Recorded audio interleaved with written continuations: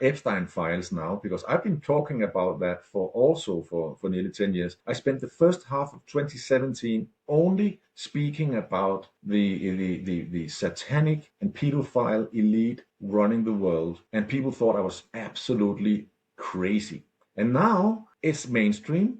I just looked on another stone and there was another dead body. I mean, it's unbelievable. They try to kill us in every way possible. Physically, with the poison in the water, the food, the air, the electromagnetic frequencies, the medicine, and clearly the vaccines. But they also try to kill us emotionally by destroying our culture, our traditions, by promoting Satanism, by mocking Christianity, by ridiculing and destroying our family values. They really, really, really, Patrick, really, really want to kill us. They want to destroy everything that is good. Hey, welcome back to the show. And joining us today is Mas Palsvik, who is a former executive from Morgan Stanley, Credit Suisse, and Barclays turned whistleblower. And he's also the chairman of the Prosperity Party in Denmark. Mas, it's great to meet you, and I appreciate the work that you do and have done. How are you? Thanks very much, Christian. I'm very well. And how are you? I'm doing good. I'm getting more and more outside of my bubble here in California, and it's interesting to have people on from literally all over the world, hearing perspectives. And I just wanted to mention to the audience, I first came across Moss. Uh, I was watching Age of Truth, which is such a great channel. It's so fascinating, and I came across the one where the title of the video was called "Banksters versus Slaves and 5G Depopulation Agenda," and that came out in 2018. So it's been some time, and I was really moved by it in that you basically have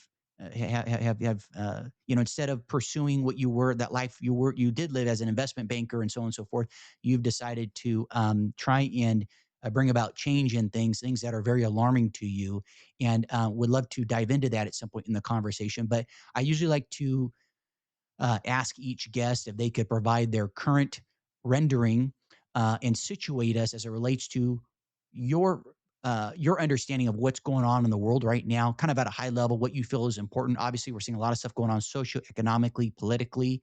So if you could please provide your thoughts, that would be great. Yes. So I think you and me and a lot of your listeners are probably talking about the this economic collapse or the reset, the Agenda 2030, all of the above. A lot of people I speak with, I think they think that it's going to be this total collapse where the equity markets are going to collapse, that we're all going to starve, the house prices are going to collapse. And I have been very vocal about that for years, literally more than 10 years, that that's not going to happen, because the way it works is that the central banks that were privatized with Federal Reserve in 1913 and onwards, basically is that they create money out of nothing, and then they bribe the upper and lower nobility or middle class to take part in the looting of the world, basically. So it's like you're given a choice. What do you want? You want freedom and truth and justice and fairness and abundance for everybody? Or how about we, the top 1%, top 2%, gang up against everybody else? And most people who are getting that offer, they don't think about their eternal life, it seems. Most of them seems to be taking the money. And so that's why this recipe has been so successful. So now, in my view, it's not a question about, a lot of freedom fighters believe it's USA. Some people believe Trump is good. Some believe he's not. Some believe Putin is good. Some believe he's not. Even a lot of freedom fighters believe that the Chinese, the communist leaders are good. I mean, that's madness, right? You can understand understand the delusion, the part of Trump and Putin to some extent. Both of them had some, you know, nice touches, right? But at the end of the day, it's not US versus BRICS. It is Pax Judaica versus we, the people. And why do I say that? Well, the USA, 95% in 1941 did not want to go into the European war again. And But since the Federal Reserve were privatized to Pax Judaica, they bribed off all the politicians in America, all the news media, and then they stuffed the war down the throat of the 95% of the American people who didn't want it. In Russia, out of the 553 leading Bolsheviks who were ruling the Soviet Union, 85% of them were Jewish. And it was you had a death penalty if you were an anti-Semite. There was a death penalty for that. They did not destroy the synagogues, but they took down over 40,000 Orthodox churches. They crucified the priests. They killed 60 million Orthodox Christian people and a couple of million Muslims as well. So the USSR was definitely Khazarian mafia. We can't even argue that. You could argue with America because the Americans who were fighting were Christians for the most part, right? Then you had the Chinese. If you read Professor Richard Werner's Substack, and you will then see who were behind the success of Mao Zedong, how could he win over Chiang Kai-shek, who had so many resources. And read those two Substacks, and you will see that China was also the Khazarian mafia. So since 1945, we've had Pax Judaica. And it's just like in Orwell's 1984, where there are three big nations who are fighting each other, and one day you are allied with the other nation, but the third nation is your enemy. 2 weeks later, it's the opposite. You are now aligned with the third nation, the second one is and you're just fighting. And the fighting is not about winning, just like in 1984. It's not about winning. Tell me, Christian, when did America win a war last time, right? I mean, come on. Vietnam, you can beat America and Japan, but you cannot take out Vietnam. Right. Come on. This was because you're not supposed to win. In Afghanistan, you couldn't beat Afghanistan, and you left for $3 billion weapons. Come on, right? And Obama, he transferred 250 billion in cash to the Iranian Ayatollah so they could stay in power and control, to bribe all the necessary people they had to bribe so that they could have a boogeyman in Iran that they could, use to stir up some war whenever they needed to loot the American people by funding wars. Like in the Iraq war, $6,000 billion were looted out of the American taxpayers, used to bomb and destroy that nation. So this is big business. But back to the most important part is that this is the equilibrium I'm talking about. Pax Judaica is, come on, I mean, AIPAC is not even hiding it. They're bragging how they have bribed, they call it lobby, all the U.S. Congress politicians, apart from maybe Thomas Massey and a handful of others. They are proud of it. You have World Economic Forum proudly, Klaus Schwab, bragging how it's his politicians are ruling all the different countries of the world, So these wars are not meant to be won. They are meant to maintain equilibrium. This is very important to understand. Now, the destruction of Germany, that is an example of when someone wants to win a war. That's how they do it. They carpet bomb 63 cities, deliberately targeting civilians. And then they come in afterwards and kill 12 million more civilians from 1945 to 1948. That's when Pax Judaica want to win a war. Oh, they're very capable of doing that if they want to. So if you look at the other wars that are being fought in Ukraine, I mean, Russia could take Ukraine in a couple of days if they wanted to. Of course they could, but they don't. It's just like in the US in the Vietnam War. They were not allowed, while the North Vietnamese planes were killing US soldiers, which is what they do in a war, right? you kill each other. But U.S. Airplanes were not allowed to destroy North Vietnamese planes while they were on the landing field on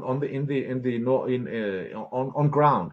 They could only destroy them when they were in the air. And if you were fighting the Vietnamese and they were escaping across the border to Laos or Cambodia, you're not allowed to shoot over across the border at them. So there were all these, I can't remember all the rules, but it's enough for me to make the point that the Vietnamese War were not fought to be won.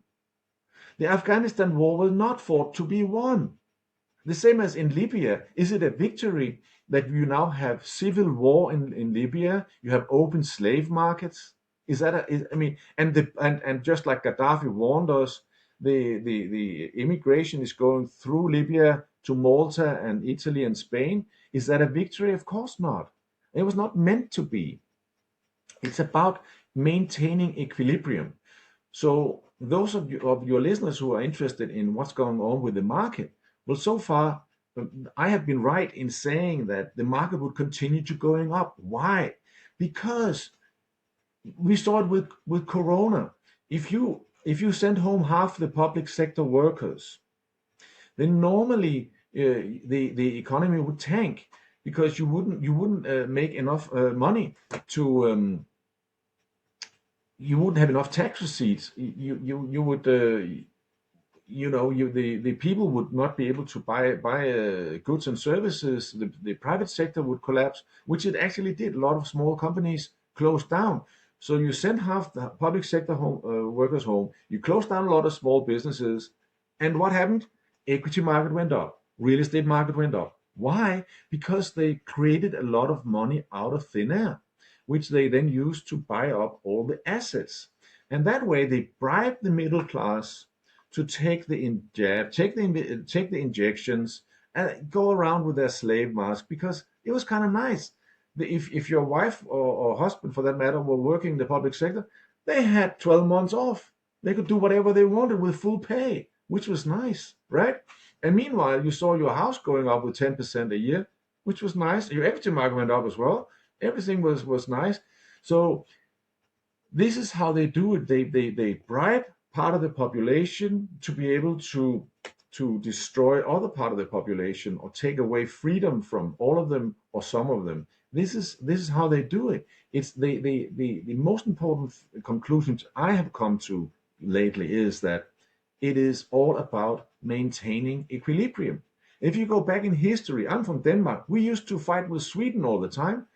And I mean, when did a Swedish farmer or Danish farmer ever wake up one morning and saying, I want to go, a Danish farmer, I want to go and kill some Swedes? Never, right? And vice versa. The same with the English and the French and the Germans and the Russians. They would never fight each other on their own volition. And what war has ever benefited any, even the victors in England? Allegedly, England won over Germany. They brag a lot about it when they're drunk in the pub. I know that from personal experience because I lived 15 years in London, right? So, but they were on food stamps for 15 years after the war, right? I mean, when I came there in 1993, I thought it was like a third world country.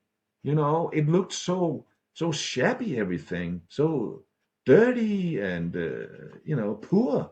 I thought, what's going on? This is not how a great nation, a great victor should look, right? So it's not about winning. And if you win, the only people who win are the people who are financing the wars.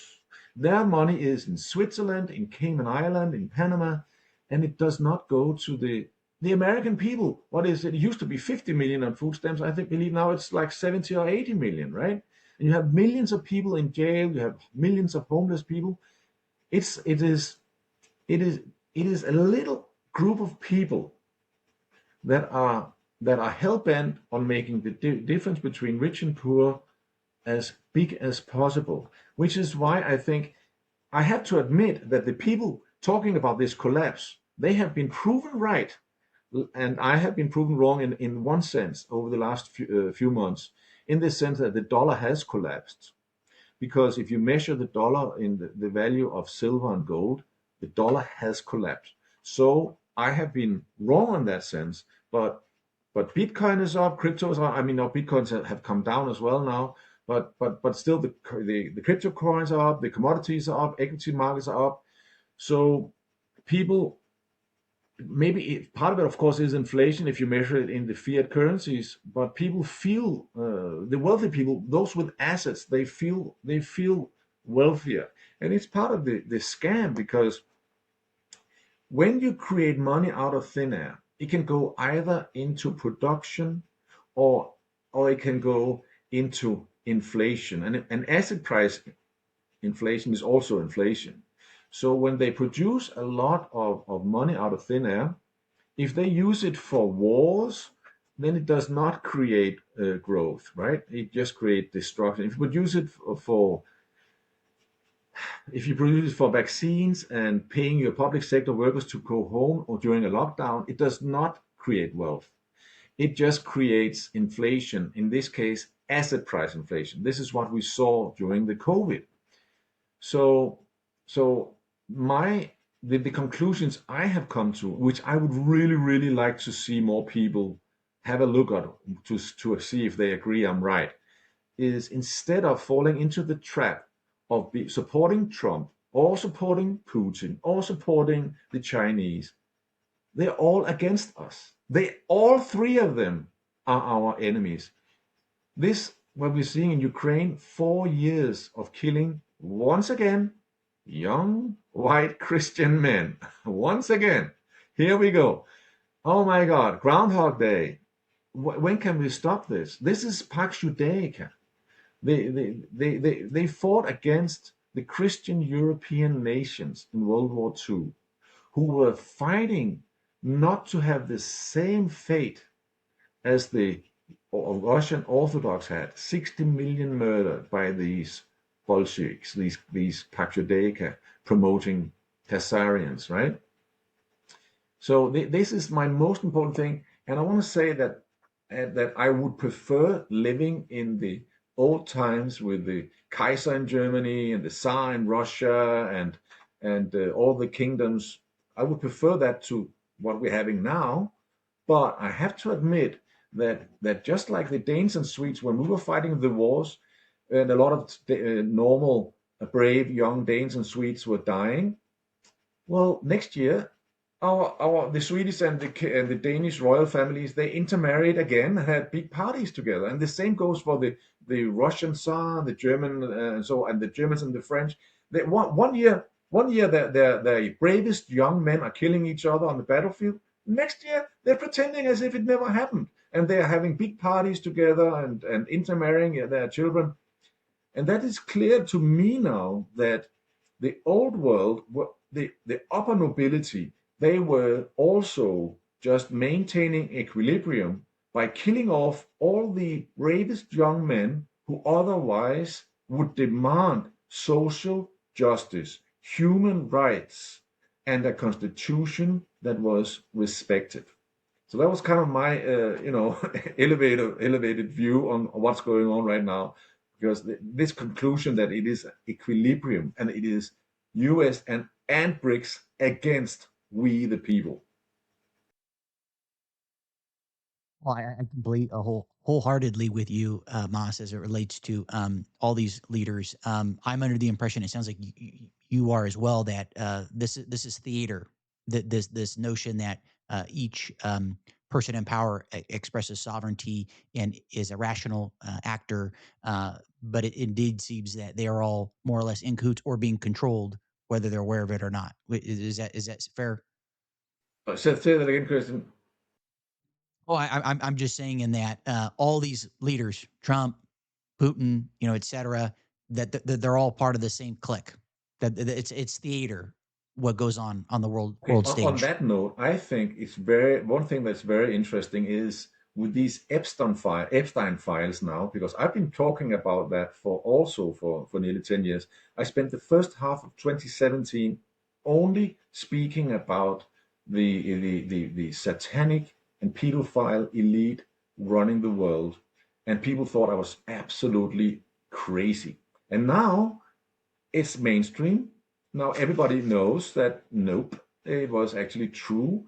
And I can't figure out whether is this, why are they revealing this? Of course, there is a possibility that we have won something. I don't know, but we'll see that if someone gets jailed, then maybe we have. But it could also be that they're just so certain that they have all the power now. They are rubbing it in now. They are just mocking us. Look what we're doing to you. Look, we take young Christian women and girls to Epstein Island and we burn them and rape them and kill them and all that, and nothing you can do about it. I mean, maybe that, I mean, I'm afraid to say that is, I'm a little become quite pessimistic lately, but once you plant your flag and you're fighting, you keep fighting right to the last moment. But I hope that that we the people will come together and say we won't have any more of this. I mean, for example, it worked in Hollywood with the Me Too movement. It seems that there's less going on now with you have to do certain favors to people to get ahead now. It seems to be more professional. So maybe it could be that we could win. I don't know, but it has to be. People have to accept that the people in charge are really really evil. And even when we talk about COVID, I'm talking to normal people in Denmark here, and I'm like, excuse me, if a doctor in Denmark is injecting people with a vaccine, I get it. First, he believes it's safe and tested, right? But if he sees one guy falling down dead on his floor, and the next day he see another one walking out to his car right outside his clinic, dropping dead, and he sees all these other people with side effects, wouldn't a good man, I believe we have good and evil inside all of us. We have angels, we have demons, right? We can choose good and evil. I think we have the free choice on this planet or whatever it is where we are. Wouldn't a good man who let himself be influenced by an angel say, I'm not doing it again? I have seen too many people with side effects, too many people dropping dead in my clinic a moment after I injected them with this allegedly safe and tested vaccine. I'm not doing it. I refuse to do it. And I don't think any Danish doctor said that. I mean, I think the brave doctors who didn't do it, I think they were against vaccines to begin with. And I'm very disappointed to see so many. I can go on. Let's talk about the nurses. So we used to have 90% of the nurses took the COVID vaccines, and part of that was because they had to, otherwise they lost their job, right? And now we see 90% refuse to take even the flu vaccine. So now I have a problem. If they refuse to take it, why do they then give it to their patients? Why? Why don't they go together and say, we were wrong? They don't. And why we have 208,000, we are 6 million people, we have 208,000 registered side effects from the COVID vaccine. And that is probably 10 times larger because most people, when they're injured by the vaccine, they say, yes, I have cancer, but it's not the vaccine. Or yes, I lost my eyesight, but it's not the vaccine. Or the only one in my family who took the COVID vaccine, my aunt, she died of a heart attack 2 weeks later. And of course, she's not part of those 208,000 because her nearest relatives did not file it as a COVID related death. But she had a heart attack. She was in the mid 70s, and she had a heart attack when exactly 2 weeks after she took the first COVID vaccine. So I think that it's probably more like 2 million out of 6 million who are somewhat injured. I mean, of course, some of them less severe. Like I have a very good friend, and he's had the flu at least 4 times the last 6 months, and now he has a problem with his eyesight, and he also took his problem with his back, and he also took all the vaccines. He's a very close friend, and he's. I mean, I don't rub it in his face, but I mean, he does not think it's a vaccine. He just thinks it's random, right? But I wish more people, or at least the 208,000 who has registered these side effects, would be brave enough to fight for some justice. But people just give up. I don't understand it.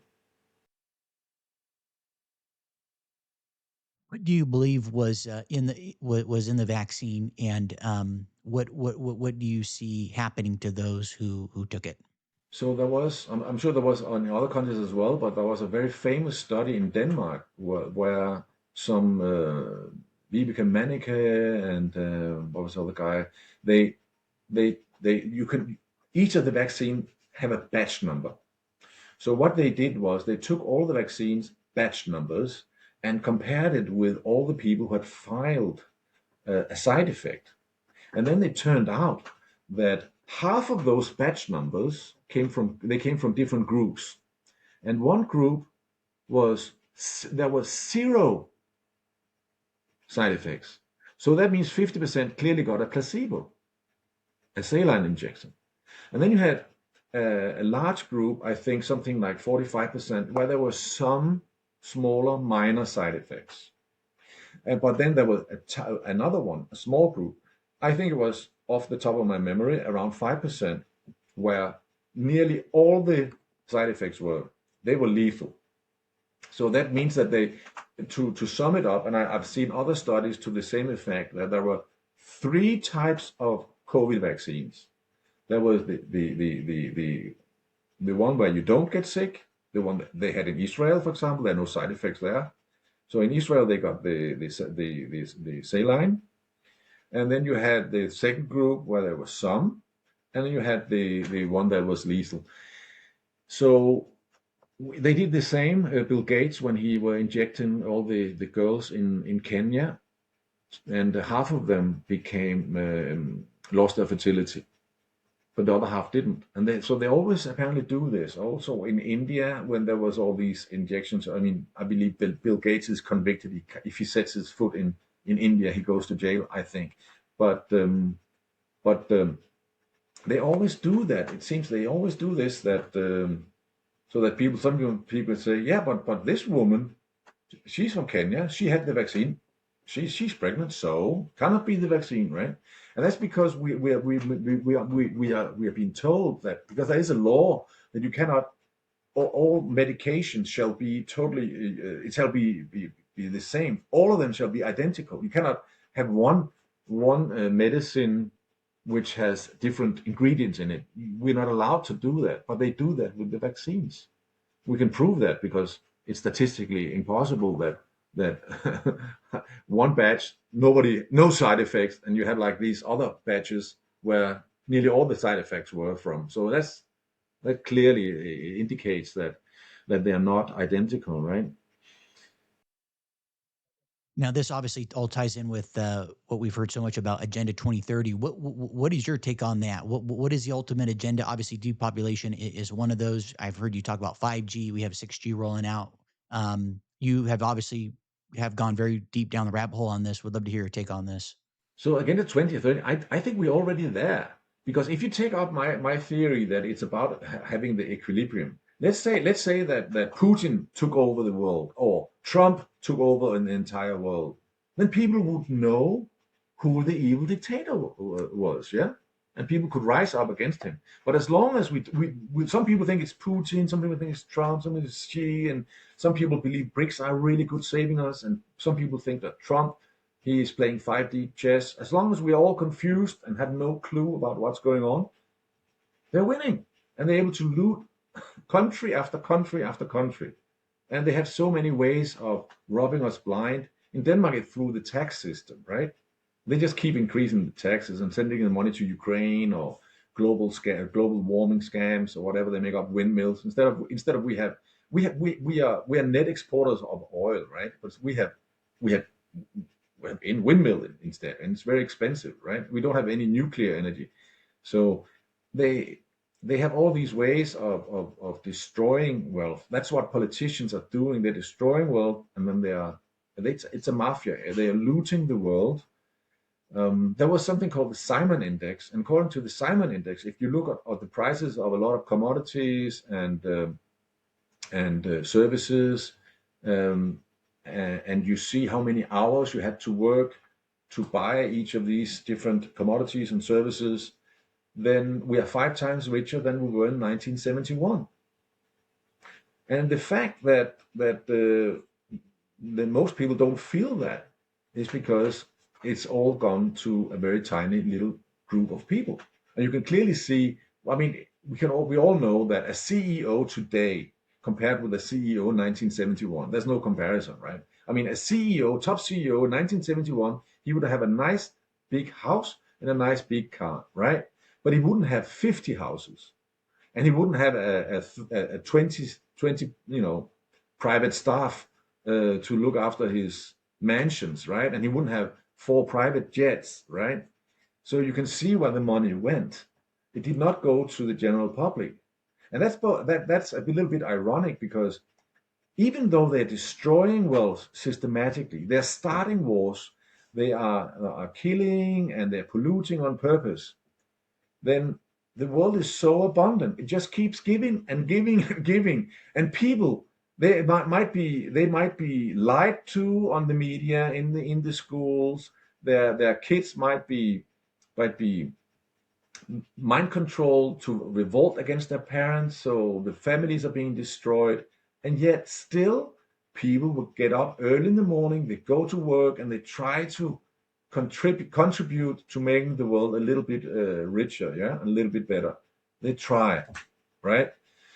So that it is. So that's why we still have a lot of people who think that, no, it works quite well. I have food on the table, I have a roof over my head. I play my sport or whatever I do. Everything is good. It's possible to stay delusional.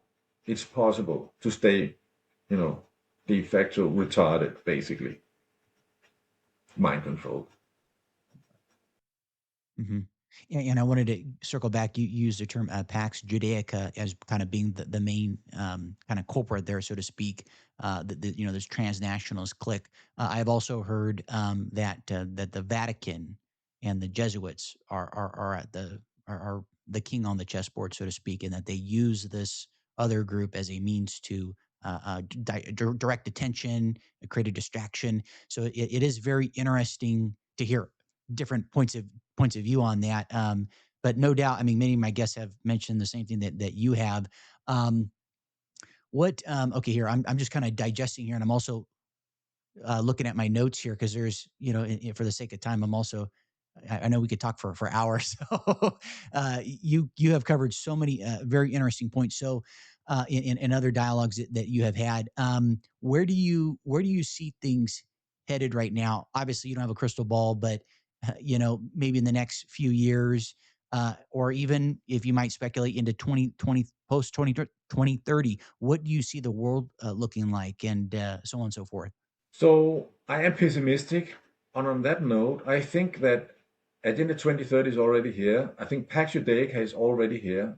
In the Talmud, you're allowed to lie, and censorship is just one example of lying. If you are not allowed to speak the truth, that means you're allowed to lie. So that's Pax Judaica. It's also in the Talmud you're allowed to rape, and you can see all the immigrants raping women in England and America. They don't even go to jail. You see all the pedophiles getting away. Pedophilia is also allowed in the Talmud. And with all the surveillance going on, maybe they could be able to capture one or two of those pedophiles, right? I mean, we have private people documenting all these pedophiles, and we have a lot of private documentaries proving that this is a pedophile. I mean, this should be law enforcement doing that, not private citizens, right? So we and you have the stealing. It's also in the Talmud. If you find something that belongs to a Gentile, you can keep it. So you're allowed to steal as well.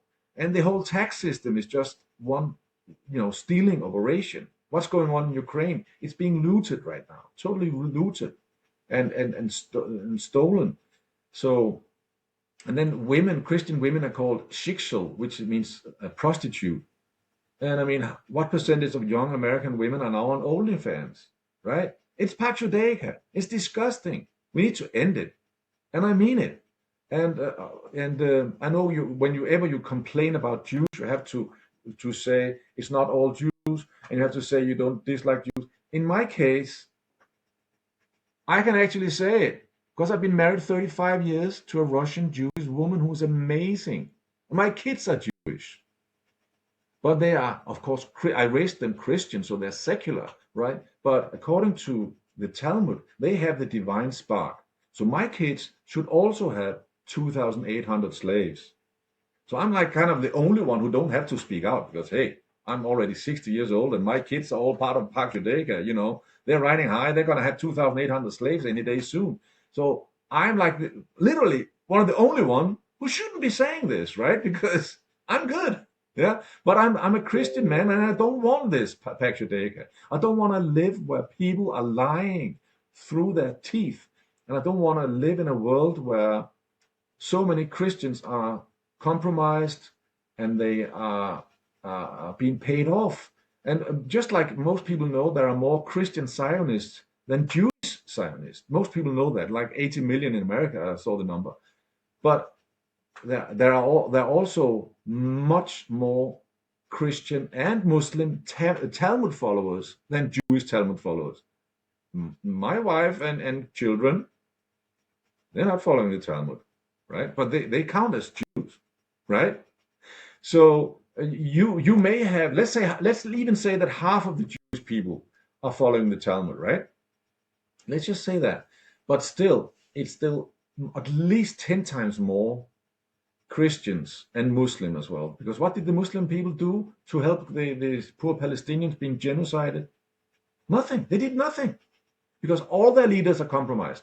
All the Muslim leaders, Gaddafi, he wasn't, but he's also dead, right? But all the Muslim leaders are either crypto Jews, that means they are Jews, like the Saudi royal family are Jews, Erdogan is Jewish. So they either are Jews or they are paid off. And the same goes for you could just say AIPAC is bragging about it. They paid off for the U.S. Congress. So I don't want to be hard on I want to be hard on the Jews who are following the Talmud. They are my enemy for sure. But still, there are like at least 10 times more Christians and 10 times more Palestinians. Sorry, not Palestinians, definitely not Palestinians, but Muslim who are following the Talmud. So when I say I'm against Pax Judaica, yes, that's 10% of them are Jewish and 90% of them are allegedly Christian. But you can also be an atheist or an agnostic. When I say Christian, I don't mean a guy who stands up every Sunday morning going to church. I mean, you are Christian if your grandparents or great-grandparents were Christian. I'm talking about in the same sense you talk about being Jewish. You're Jewish if your ancestors were Jewish. So they don't care that my kids are baptized. They don't care that I raised them as Christian people. They don't care. To them, they don't care because genetically that DNA is Jewish. And that's what I'm talking about. So all the materialistic people out there, all the woke people, all the libtards, all the atheists, all out there, they are Christians. I know they don't go to church and they hate me for saying it, but if your ancestors were Christians, you were raised with a Christian mindset. Your ancestors, your DNA is you believe in the Constitution, you believe in you're not allowed to lie, you're not allowed to steal, you're not allowed to kill. You believe in the Christian values, even though you call yourself woke, libtard, atheist, whatever you call yourself, right? So I mean, you see my profile on X. I just realized on X that I'm officially between 88 and 94% shadow banned. This is the numbers from X. Stu Peters, he showed you the formula you can put in, and then they show you the data. So, and that's because I'm talking against Pax Judaica. So clearly, I'm one of the people who are vocal about stopping this nightmare, right? But I think I wish more people would, even if they're not Christian as such, even if they're secular or atheist, whatever, be proud of your roots, for crying out loud. I mean, America in the 50s, think about all the stuff that the Northern Europeans and the Christian people have invented. the way we are civilized with each other, believing in a court of justice, court of law, what is what is right, what is wrong, what is just, what is unjust, what is beautiful, what is ugly. Everything is turned upside down. The art is ugly, you know, the traditions are ugly, the Halloween, all the Satanisms everywhere, the sexual debauchery, the destruction of the families. It's all ugly. Everything is ugly. We need to do the opposite what we're doing. So my conclusion is that they have already won, right? Because we are here. All they need to do is just maintain equilibrium, make people believe that Trump is going to save us or Putin is going to save us, and nothing will happen. And if they don't have to do the collapse because they can just keep manipulating the markets. Mainly, so now the dollar is going down. Okay, and now the gold is going up. That's probably because they all bought the gold, right? And then when they've sold it out to all the last Johnny come latelys, what's going to happen with the gold price? What do you think? Right? It's going to collapse. They have all the data. They know who owns gold. They know what securities you own. My friend David Webb, he wrote the Great Taking, where he shows how they have changed the law, the legislation. So next time they manufacture a banking crisis, they can take absolutely everything. Not only your cash you have in the bank account, but also your securities. So I know we had taken a quick break here, but you were sharing with me about your wife and your kids as well, and their lineage and the environment they were raised in, as it relates to your comments prior. Would also love to hear about how you, in light of time, how you were first exposed to everything going on. I mean, I know you were an investment banker in another life. Yeah, so I've always, number one, been curious, which is something I think is strange because whenever I see some facts that contradict what I believe to be reality, I find it extremely interesting, and I keep digging, and like most people, we all think that everybody else thinks the way we do, and I can testify to, as a matter of fact, probably 99% they do the exact opposite. If you present people with facts like we did during COVID, they didn't want to hear anything of it. They did not. I mean, we were so few that were making demonstrations and fighting. When I say 99%, I think we had a good case. We did this for over 2 years, and we were like, I mean, 1% of 6 million people, that would be 60,000. We were not even close to being 2,000. So when I say 99%, I think I'm being really, really, really friendly, and that's not how I am normally. So, so I think that I'm really curious, and I want to know the truth. It's very important to me. I want to find out what's going on, and I just thought everybody else was, and very few are, and I don't understand why. So that's number one. Number two is that my background is my father. He believed in utopia. He was a psychologist, children's psychologist, and child psychologist, and all his friends were as well. And this was before the current, cadre of intellectuals and academics who are totally woke, totally brainwashed, and believes any psyop from the globalists. They believe the the academics in Denmark, certainly back in the 70s, they were the freedom fighters of today. They were the people who were against the multinational corporations, against all the atrocious wars and stuff like that. So I grew up in an environment of people who wanted to have a better world. So I'm kind of raised to look at that as a goal, as a purpose in life, and that's why when I started being a banker, yes, I think it's fair enough. You try to make some money. You sell your time for as valuable as possible. But when I realized that this banking that could be a noble endeavor, creating wealth and abundance for everybody, when I realized it was being used to loot, in this case the Southern European nations, I started speaking out, and that was not very popular. And very soon I found myself with a lot of time on my hands. And while I definitely economically would have been advisable to, toe the party line of the Pax Judaica, one world government, and pretend everything was fine and not ask any questions and find a job. That would certainly have been much more wise, economically for me and my family. But instead, I kept studying, I kept digging, and it was just, whenever I thought, okay, now it cannot be any worse, I just looked on another stone and there was another dead body. I mean, it's unbelievable. They try to kill us in every way possible. Physically, with the poison in the water, the food, the air, the electromagnetic frequencies, the medicine, and clearly the vaccines. So but they also try to kill us emotionally by destroying our culture, our traditions, by promoting Satanism, by mocking Christianity, by ridiculing and destroying our family values. They really, really, really, Pax Judaica really, really want to kill us. They want to destroy everything that is good. So I would say I'm kind of an accidental freedom fighter because I just kept being dragged more and more into it and became more and more, I became more and more curious to find out what's really going on. And I kept learning every day. For the last, when I started out in seriousness 14 years ago, and I've been learning every day ever since. I'm still studying a lot every day. So if I understand correctly, while serving as an investment banker, and I can't recall what you were doing, but you had something where you were in a capacity where Janet Yellen became aware of, if I understood correctly, your position on matters, and that did not go over too well, and that resulted in your departure.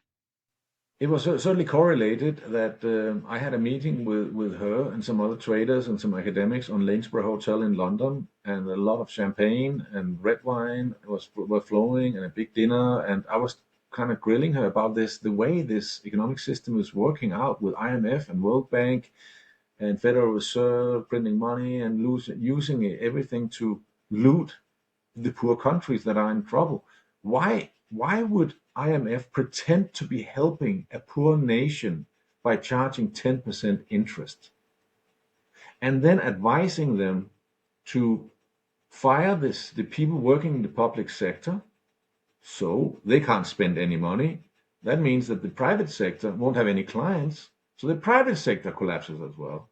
And then there are no tax revenues for the government.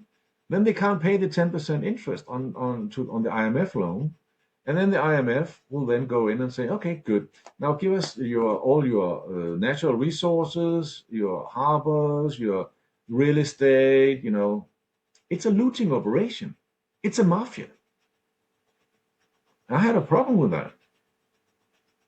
And then I was taken into a room 2 weeks later.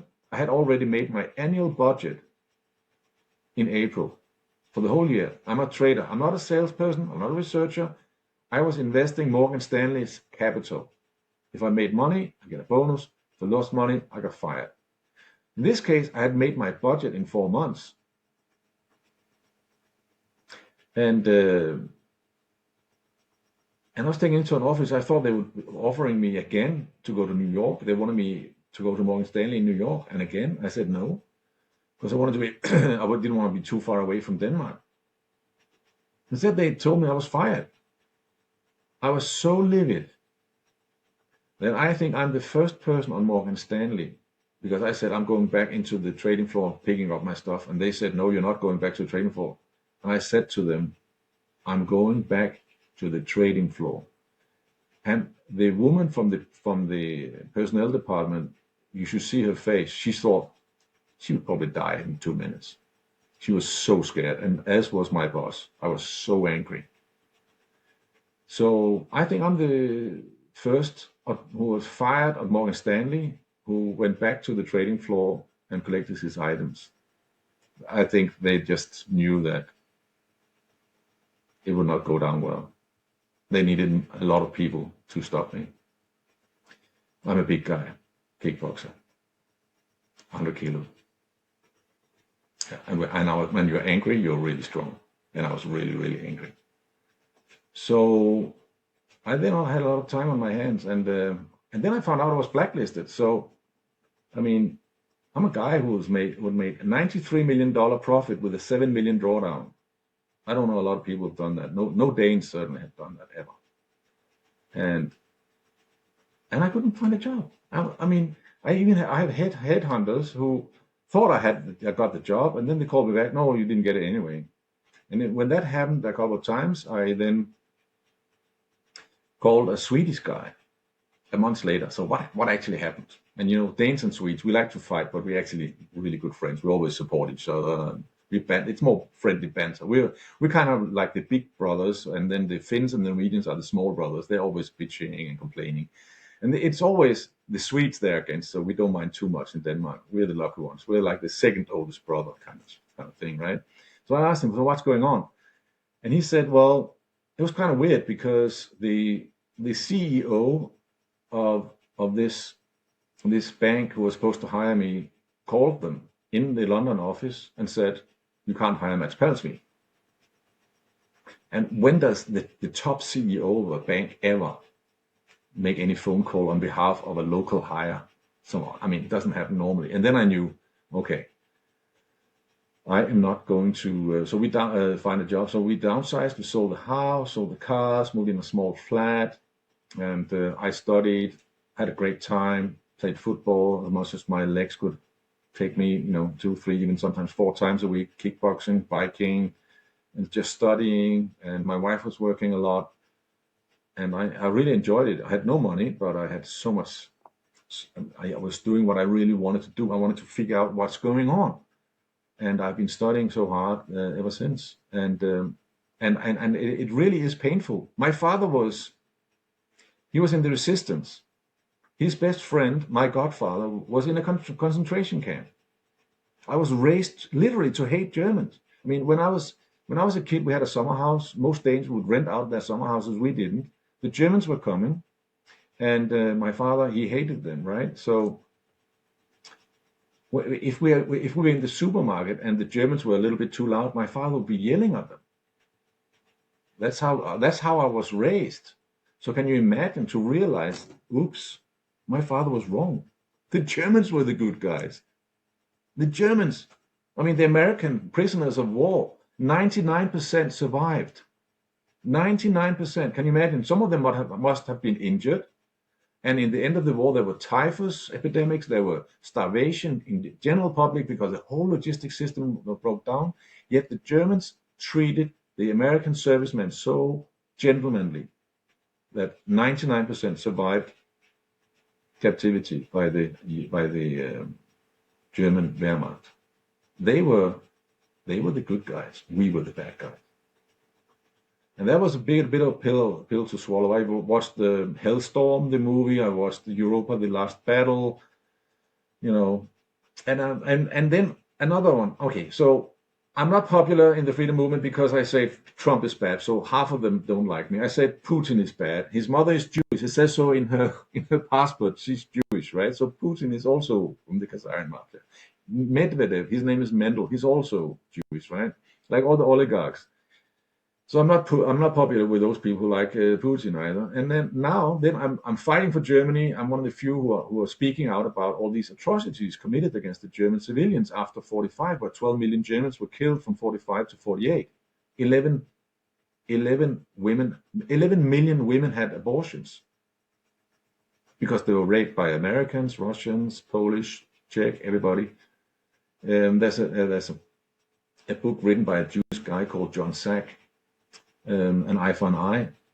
But there were 1,000 concentration camps in Poland, just in Poland, after 45, where they would just put in civilian Germans and torture them, kill them, do whatever they wanted. And so this is not what good guys do. If we were the good guys, we would not kill 12 million civilians. And we would not, in the first place, have bombed all the cities and deliberately going after the civilians. I mean, this is totally mainstream. It's Lindemann, Churchill, Palmer Harris. It's totally official. They were deliberately targeting to kill as many civilians as possible. So this is, we know this from official documents.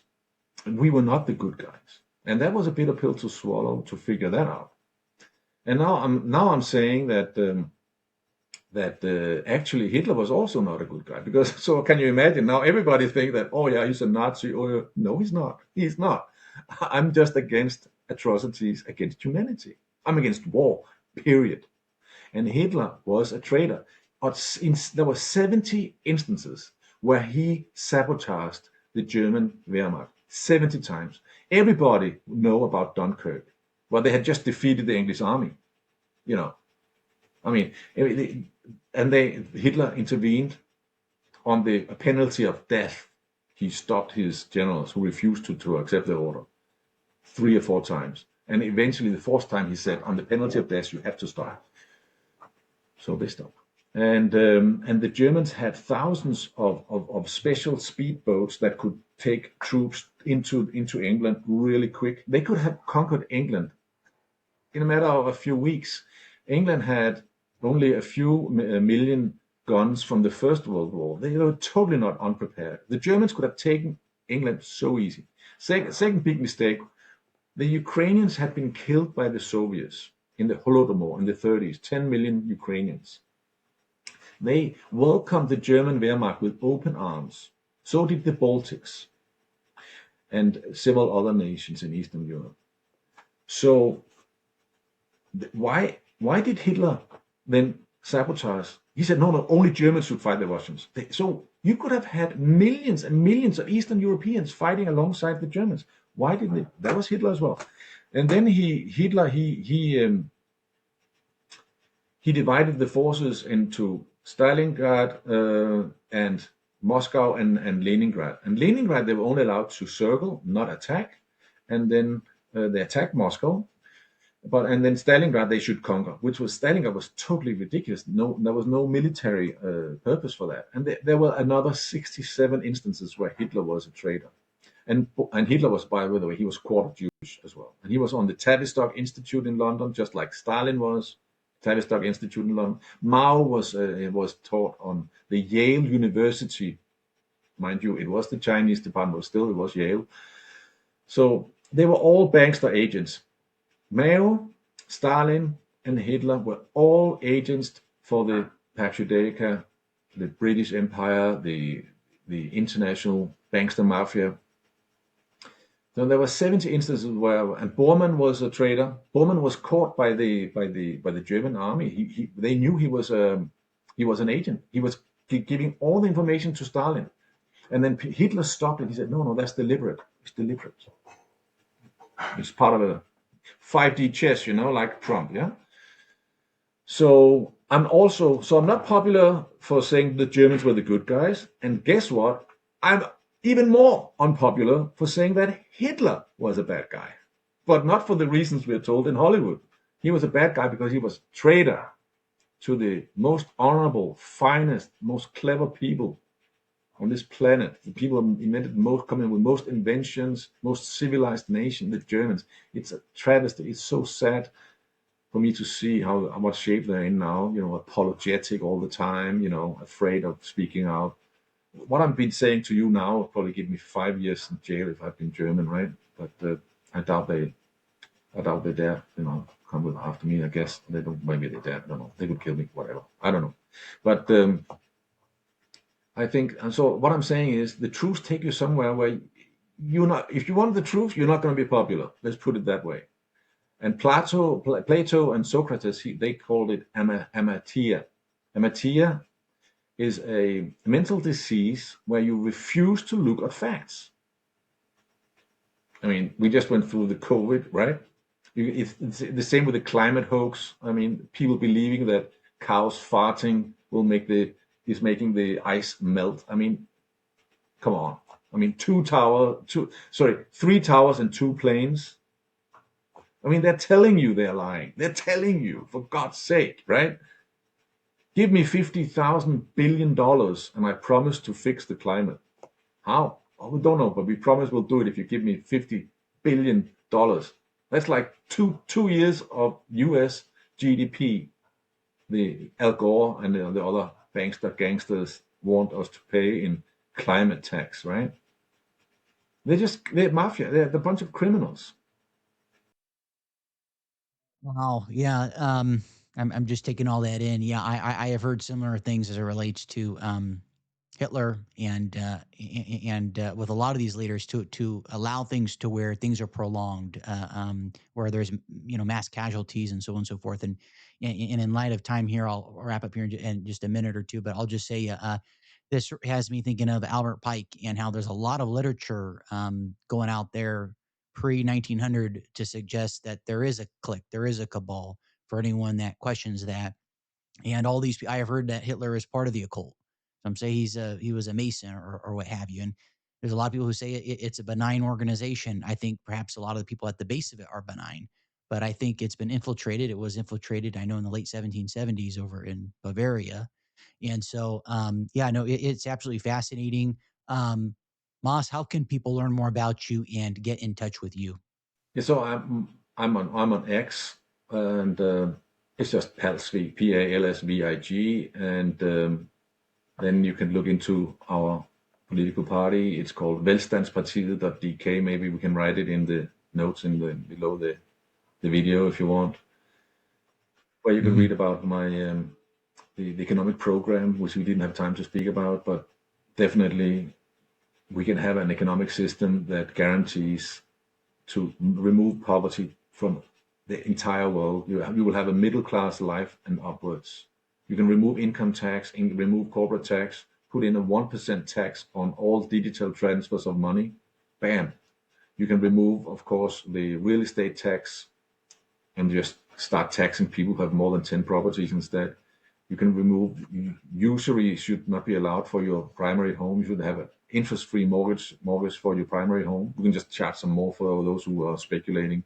We could make life so lovely for everybody if only people would realize it is not the US versus BRICS. It is US plus BRICS versus we the people. We have to rise. We have to stop patriarchy. It's really, really evil. My hat's off to you for doing what you do. I know for the sake of time, we don't have time to go further because there's a million and one things that I'd like to ask you more. There's a million and one things to ask you. So thanks for doing what you do, and looking forward to meeting you one of these days when I'm over in Europe. There's a bunch of people I need to talk to, so I'll check it out. But you have a great evening, and take care, Moss. Thanks. Nice meeting you, Christian. Thanks for tuning in. And if you enjoyed the show, I encourage you to like, share, and follow if you found value in it. I also have a new show called Markets with Christian White, which is exclusively focused on the financial markets. If that is something of interest to you, I encourage you to check that out. And I always look forward to hearing your feedback and thoughts. And until next time, take care and be well.